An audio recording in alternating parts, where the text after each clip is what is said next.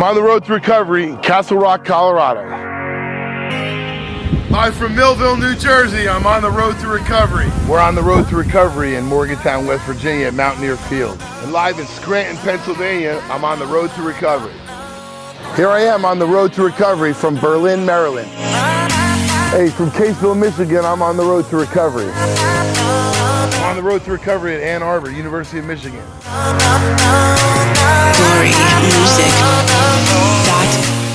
I'm on the road to recovery in Western Pennsylvania with Nick McCue. I met this kid at an event, and he really impacted me. He inspired me. I couldn't believe his story. And you know, everybody's story is not the same. There's so many different variations, if you will, of how addiction affects our lives and how recovery unfolds and manifests itself. And I'm grateful to spend time with him, be able to sit with him for a little bit and share his story with you. This is the story of Nick McCue. It all began around age 11 or 12. You know, my father, he really wasn't too much involved in my life, and you know, I always looked for that outside, you know, attention, basically, like I was telling you yesterday. You know, I always wanted, I didn't care if it was negative or positive attention. I just wanted that feeling of like somebody's watching. You know, my mom was a single mother. She worked hard, man, to support me and my little brother, and you know, she ended up getting fired from her job. So like, you know, she was there for 12 years at UPS, and like she started to see that like, you know, everything drained, everything she worked for her whole life, like just started failing, and like she got into addiction, you know, and drugs real bad, and like next thing you knew, she was selling drugs. And like I've always, my whole life, like I looked at it as like, you know, she was being like a bad person. But like today, like I could realize she was doing the only thing she knew how to do. You know what I mean? After losing everything that she built so much. And you know, I glorified that life, that lifestyle, you know, that fast money, that fast pace, that respect, that attention, you know, and I felt like that's the only way that I could receive the same thing in return. And my whole life, man, I tried to fit in with the jocks. I tried to fit in with the people that are like, you know, the good honorable students, and I tried to fit in all them areas. But also, while I was trying to fit in, I was lying, trying to maintain an image that wasn't me. And like I always got caught up in them lies, and I could never keep them similar until like I found like I got so broken that I like turned to the streets, and like I realized other people were broken, you know, and like I just molded myself to like them other people. You know, whether it was to rob somebody, whether it was to steal, whether it was to carry guns and sell drugs. And I found that attention from them, from that finding acceptance, you know, and like I ran with that.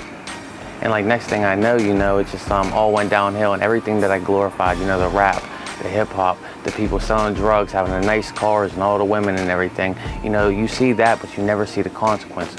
My mom was real strict, you know, she was straight by the book. Come home when the street lights are on, and you know, everybody that I was running with, they didn't have that. They didn't have a strong mother, you know, telling them what to do, and like have anybody who cares. I always looked for outside help. So 12, 13, you know, it just started with running away, not coming home, you know, being verbally abusive to my mother. You know, any authority that has been in my life, like I've been the opposite of what they asked for me. And you know, from like 12 to 13, I was locked up. I became institutionalized at a young age, you know. It got to the point where I would come home for maybe a week or two, and I would start to miss that structured environment. You know, because like I said, I turned away from like the real love that was like right in front of me, and I always grasped for more. I always wanted more, you know. That's might be my addict mentality, but I've always wanted more my whole life. Nothing was good enough. You know, so like I sprung from running away to simple car thefts to petty break-ins, to like rob my family, to selling drugs, to carrying weapons, to armed robberies, to eventually attempt a homicide when I was 19 years old.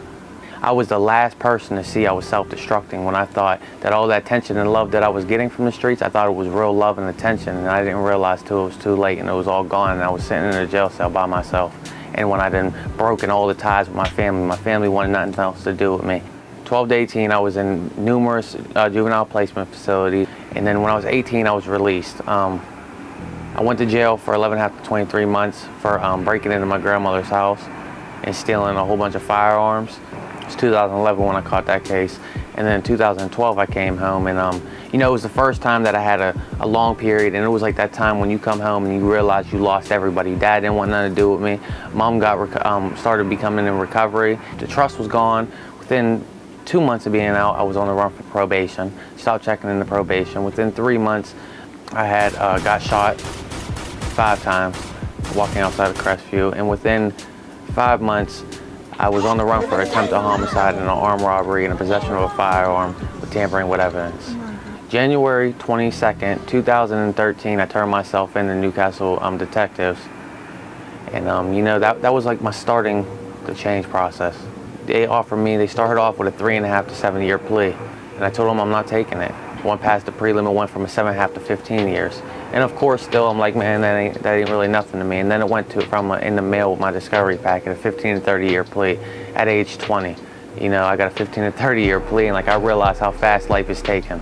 Like, I always blamed others for losing what I've gained, right? But like, I've never looked in the mirror. When I look in the mirror, it hurts because like, I understand that like, I'm to blame because I put all the actions in that caused all these consequences. You know, by the grace of God, man, I came home 15 and a half, I got 15 to 30 months to remain witness-free candidate statement, and like, I got a blessing.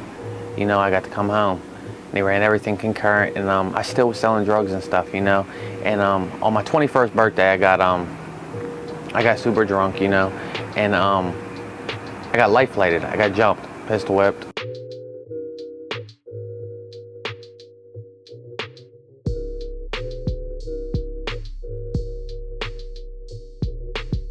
Like, that was the starting point of realizing that like, this ain't a game, you know, this is my life, and I'm in control. You know, it's been a long process because like, my whole life, like, I've looked at my drinking, you know, the codeine, the pills, and everything that I've been doing. I look at like, I'm trying to catch up on the life that I deprived myself, and I'm just being a 23-year-old. But what I'm not realizing is that like, when I put a mood-altering substance in my body, I'm no longer Nick. I was introduced to NA about a year ago. My mother, like I said, she's in active recovery, and you know, I watched TV my whole life, and I seen them NA programs, and I'm like, it's a joke. You know what I mean? I'm from the streets. I sell drugs. Like, it was just a joke, but like, I didn't realize that image would fade when I started working on myself. So I like went, and you know, they say that a good recovery will fuck up any high that you ever had. You know what I mean? And like, you see things from like a different perspective. So like, I just kept coming. They told me keep coming back. You know, it was relapse after relapse. It was heartache after heartache. You know, it was losing, cutting off people, cutting off ties, and I never realized I had to change the people, places, and things before I could change myself.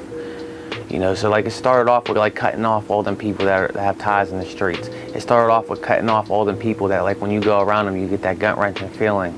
You know, and like, I'm starting to cutting off all the people that like, I cut off my family for. And like, I started building a relationship with my family. You know, I started loving myself, so I'm able to love others. I started realizing that like, my life is a perspective of like what I put out. You know, and I started just like building, and like, I started building this relationship with God. You know, because like, I'm starting to realize like, God doesn't just bless a mess. You know what I mean? He doesn't just bless a mess. Everything that's worth having is worked for.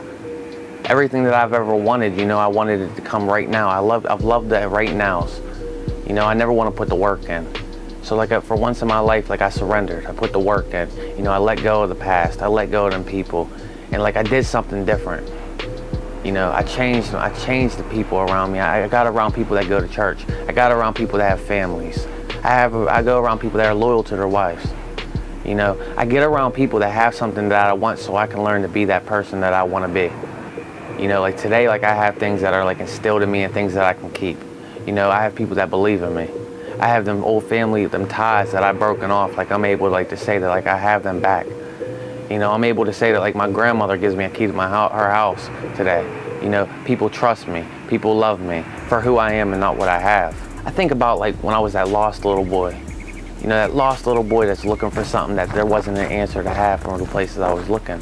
You know, I was looking in a dark tunnel, just searching around, and there was nothing there. It was an empty tunnel. But I didn't know that because my eyes were closed the whole time.